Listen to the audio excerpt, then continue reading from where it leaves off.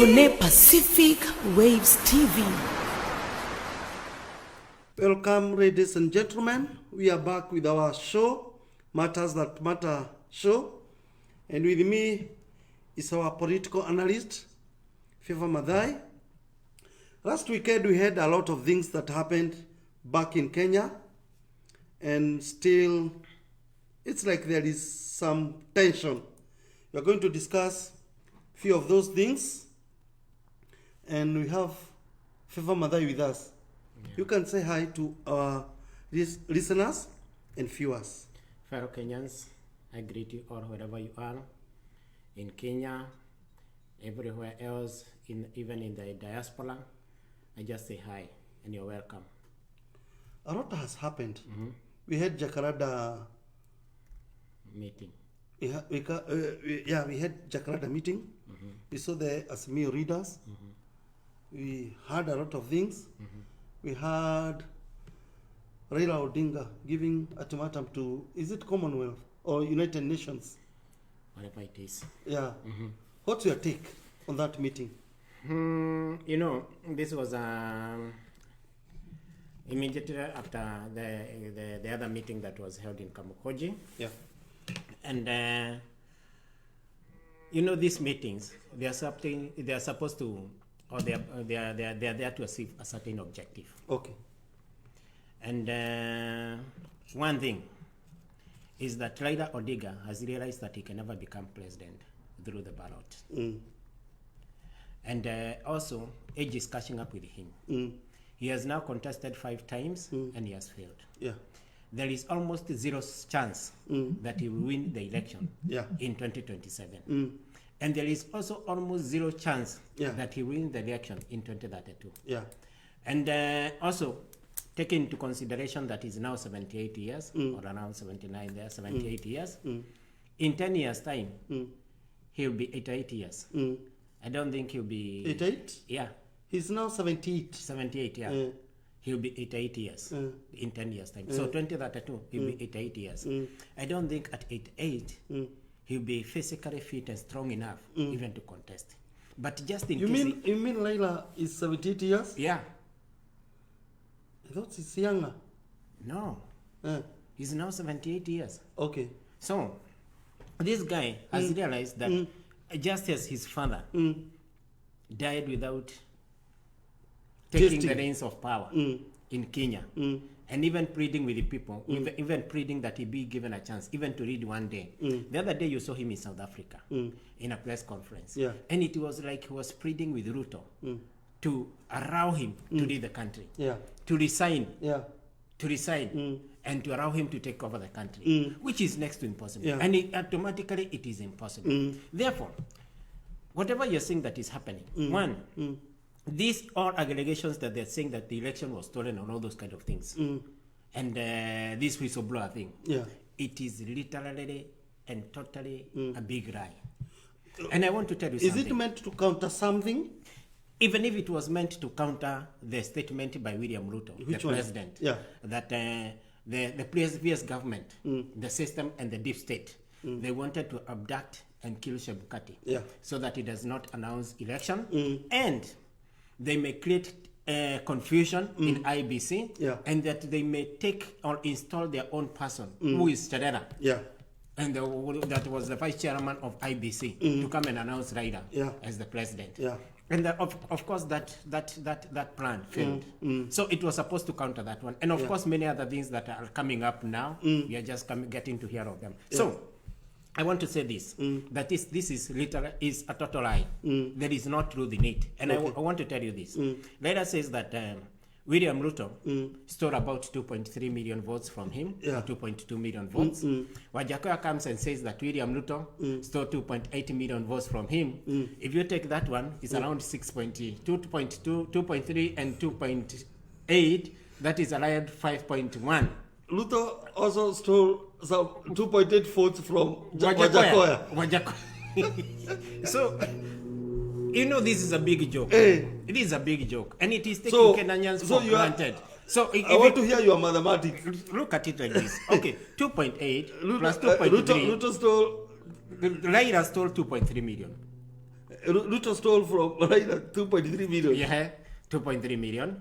And he stole from Wanjakoya 2.8. 2.8. So that is 5.1 million. 5.1. So if you subtract 7.1 from 5.1, it means that Ruto got only 2 million votes in the whole country. Yeah.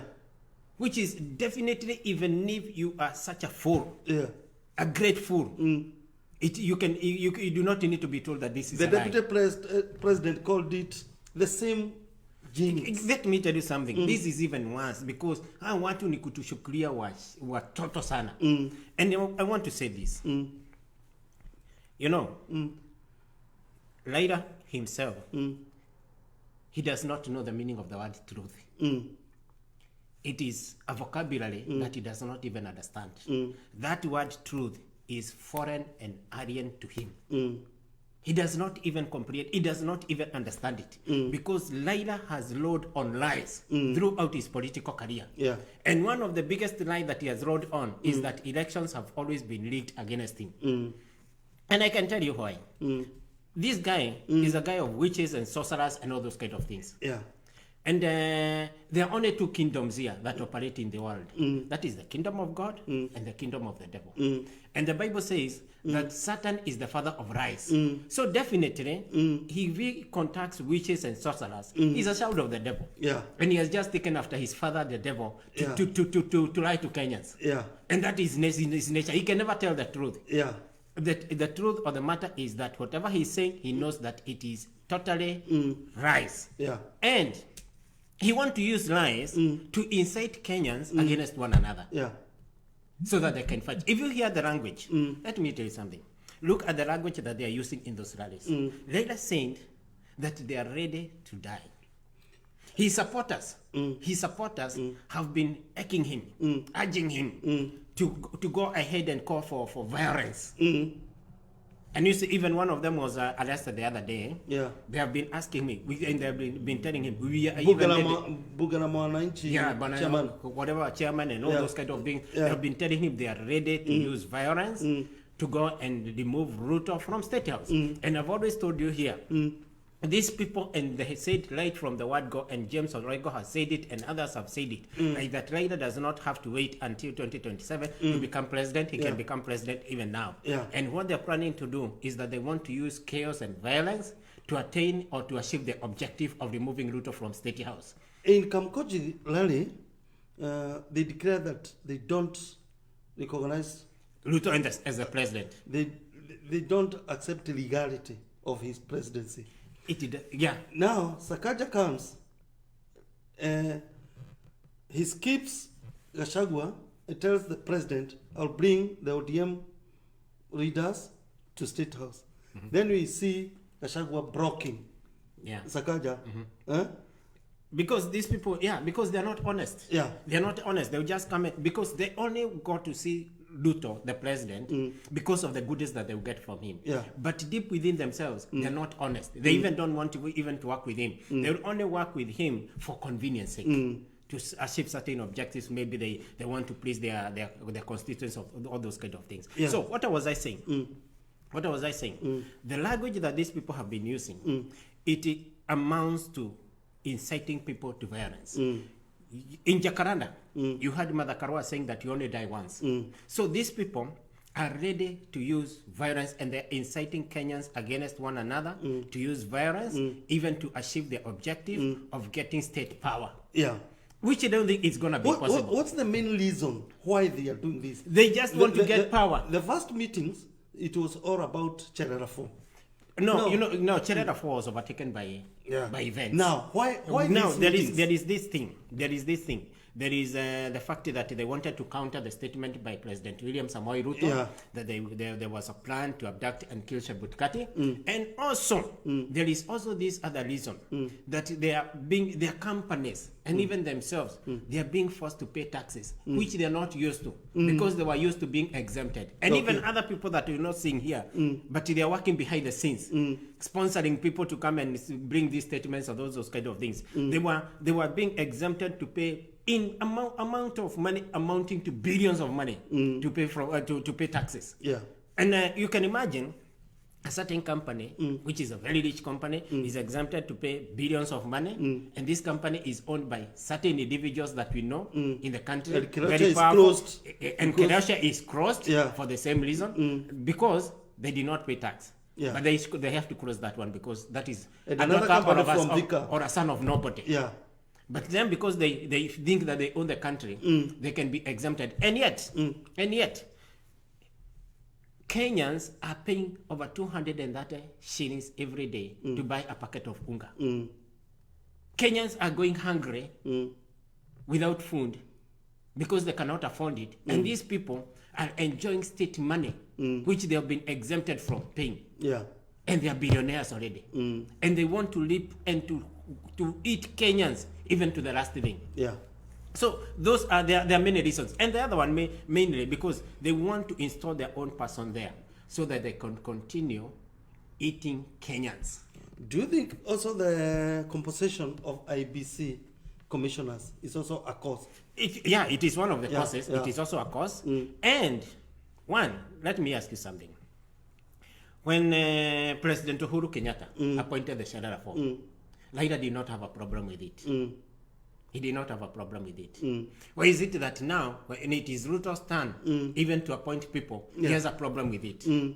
Two, the amendments that were done in that act, IBC Act, of appointing the commissioners, it did not originate from Ruto.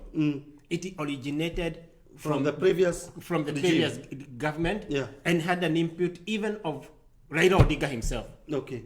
So, this guy, William Ruto, is just implementing an idea that he found maybe they had done a good idea. So they are lying on a bed they made. Yeah. And yet they do not want Ruto to go ahead and do it. But we say that Kenya is a constitutional country. And therefore you have to follow the law. And there is no option other than Ruto following the law of appointing those people. And by the end of the day, Ruto does not appoint.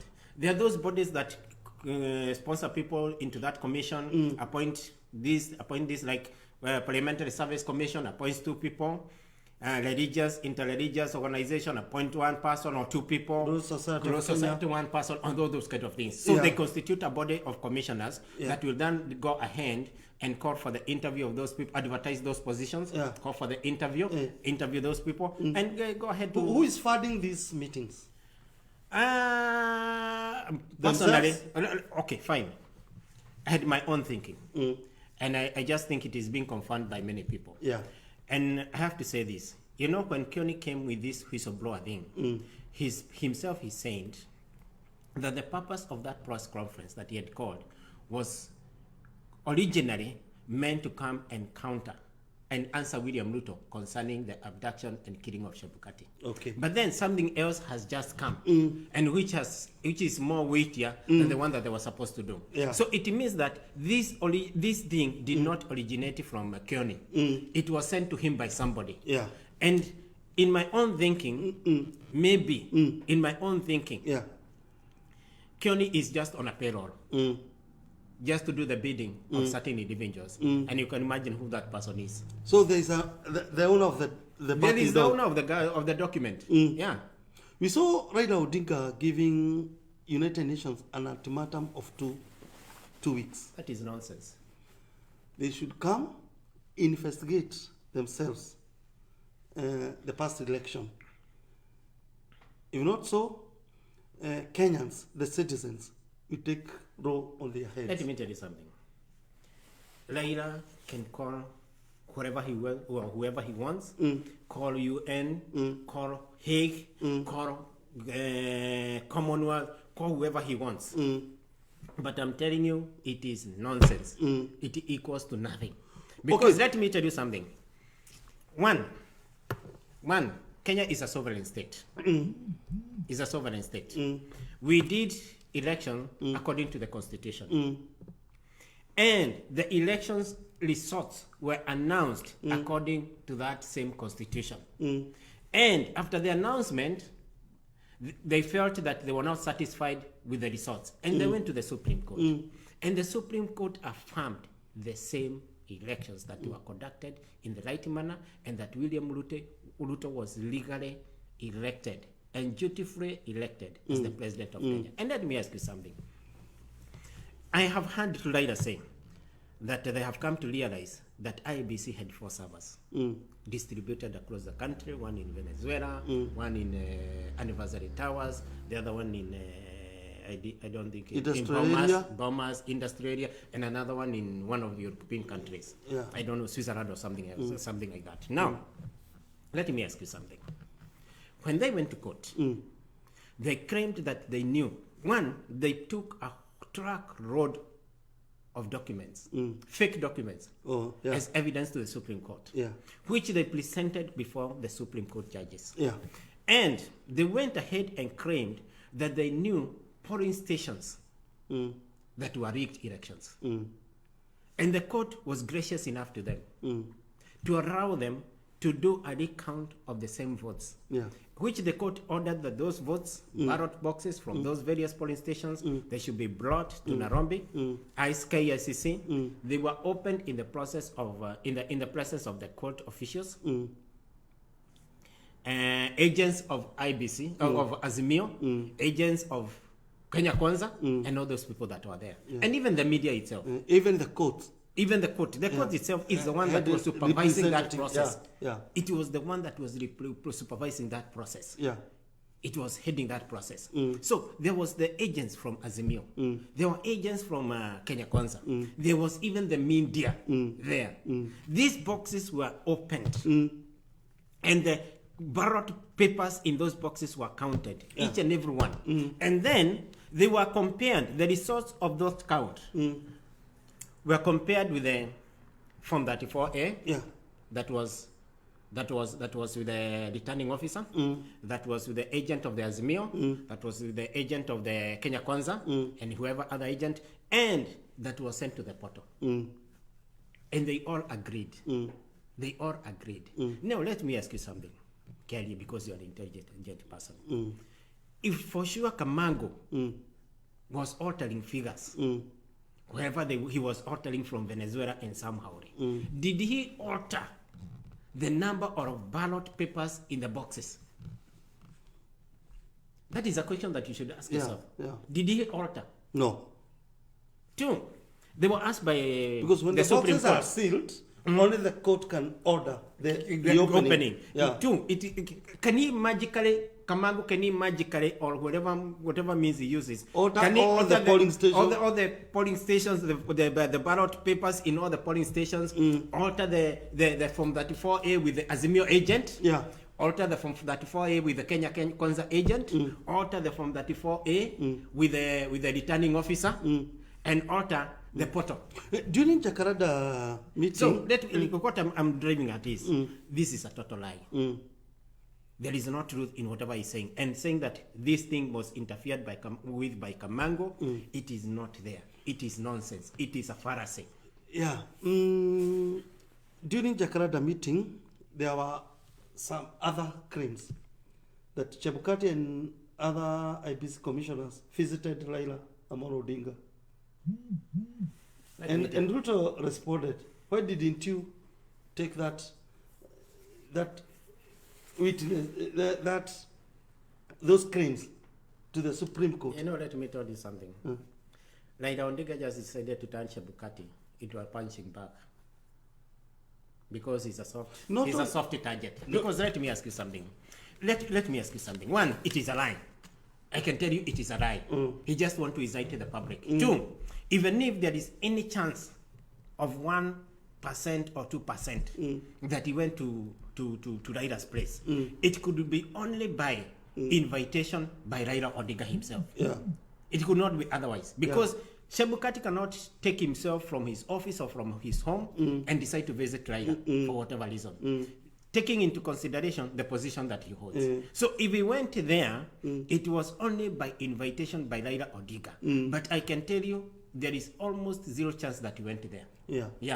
But not only Chebukati, also he also claimed that judiciary is on the side of Ruto. He also claimed when he was in South Africa, he also accused Western countries for supporting. Now, as we end our show tonight, let me comment on those ones. Let me ask you something. He accuses judiciary to be on the side of William Ruto. It has been captured by... This same judiciary is the one that nullified the election of Uhuru Kenyatta in 2017. Yeah. It is only one person that was missing there. Maybe two. Maybe the president. What was the former Chief Justice name? Maraga. Yeah. And the other one that was the other one that retired. Mutunga. Not Mutunga. Mutunga was. There was Maraga. And and there is still another Chief Justice, I cannot remember his name, who retired. Mutunga. Yeah, Mutunga. Not Mutunga. Mutunga was a Chief Justice. I'm saying in the bench of Maraga. Maraga's bench, Supreme Bench. There was another judge. Okay, yeah. So there is another Oduga? judge. So no. Yeah. Whatever it is. And they are the only two, that justice, whoever, and Joki Dongo. They are all the only two judges that dissented on the verdict of the Supreme Court in 2017. So this is the same bench that accepted his prayers in 2017 and went ahead to nullify the election of Uhuru Kenyatta. It is the same bench that is saying that has been bought. What has changed? Nothing. Two, if it is Western powers, he's saying that Western powers were influencing the election. Yeah. Now, who was in a better position to influence the election? Is it Western powers or is it Uhuru Kenyatta, who had the system and who had the deep state? Yeah. And two, let me ask you something. This deep state went to the extent of sending Inspector General of Police and Deputy or Vice Chief of Defense of the Kenya Armed Forces to Chebukati to go and convince him or try to force him or to persuade him to change the election results. Yeah. But by God's grace, they found that Chebukati had made up his mind. Yeah. Whoever wins, let him win fairly. Whoever loses, let him lose fairly. But you know, with Raila, he never loses fairly. Now, I want us to come to the end of our show. But I have a question. What is the end game? The end game, I've always told you. Yeah. They want to overthrow the government, if it is possible. If they do not succeed in overthrowing the government, they want to destabilize the government of William Ruto so that it does not deliver on its promises by 2027. The other thing is that they want to start other campaigns because they realize that Ruto started other campaigns 5 years ago and then with it all the way to the end. The other one is, if all those things do not work, then they want a Nusu Mukate government. Will it be possible? And I don't think with William Ruto, it is impossible. Yeah. The only thing and the only best thing that they can do, let them be allowed to hold their meetings, let them campaign from now all the way to the 2027. Yeah. As long as they do peaceful meetings, wherever they go, there is no problem with that. That is their constitutional right. Yeah. But one thing that they should desist from is bringing violence and anarchy in the country. Yeah. They should not destroy anybody's property, and they should not hurt anybody, and they should not kill anybody. Kimani Shongo amewambia muuza mali town mjue wenyewe ya kina. Let me tell you something. We are dealing with a weekend rider. Rider because they keep on referring to 2007. Rider of 2007 and rider of 2022 are two different people. Yeah. And I'm going to tell you why. And I'm going to tell him why, even himself. And he should know that he's operating from a weak position. One, in 2007, he had he campaigned on the platform of 41 against 1. It is like he had managed to bring all the 41 tribes against one tribe. That is the Mount Kenya tribe. This time round, the only tribe that he can count on is the Luo community. What about Kaba? The Kaba community, I don't think the Kaba community will accept to go to war with anybody. They will not be accepted to be used to bring violence and anarchy anywhere. They have never done it and they're not going to do it. If you go to the Luo communities, most of the times are not violent. And even if they were to be violent, they cannot fight against their Musalia and the speaker. What is his name? Wetangura. Yeah. They cannot fight against him. So basically, there is nobody to be used to bring violence in the country. The Kalenjins were with him in 2007. Now the Kalenjins are with Ruto. The Kikuyus are with Ruto. Yeah. So where is the violence going to come from? He can only use the rural community to bring violence. And that one, themselves. Yeah, and that one, let me tell you something, it will be quenched within a very short time. Yeah. And I'm going to tell you something. And I'm going even to tell Luos this way, that they should be very careful. These people, they're telling you that you can only die once. They will not be involved in the war themselves. They'll just use you to go and fight one another. You'll be killed. You lose your life, and you leave your family suffering. But themselves, even if violence was to erupt in the whole country, they'll just body prints and go away together with their own children and their family members, and then they come back after there is peace. Now to come and negotiate, because the only thing that they want is positions in government. In few words, those alterations we see in those meetings, do you see some red flags that can trigger ICC? There is. Definitely there is. And let me tell you something. ICC is beckoning. And they'll find themselves in ICC. Let them dare bring violence in Kenya. And they'll find themselves in ICC. That is the truth of the matter.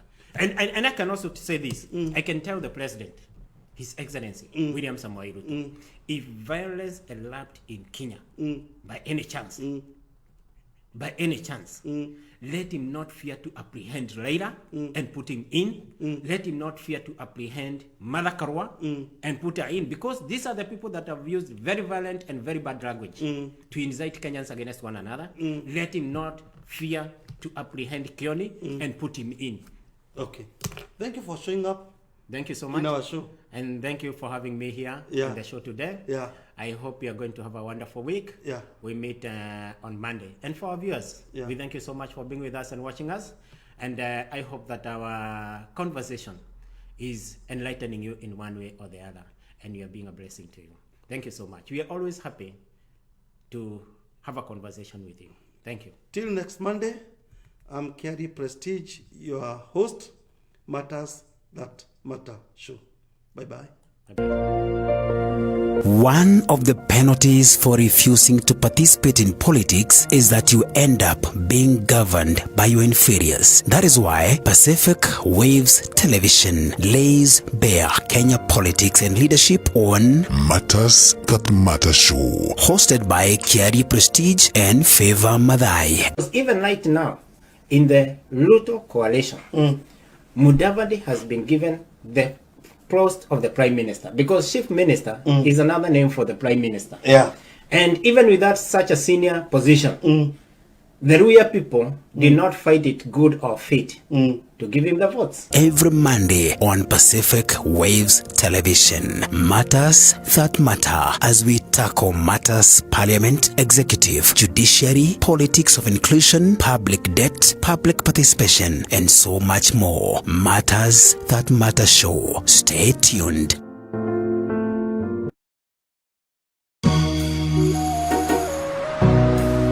Pacific Waves TV.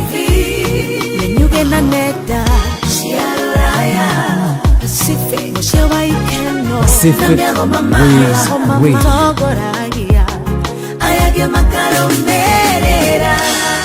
Pacific Waves TV. Pacific Waves TV.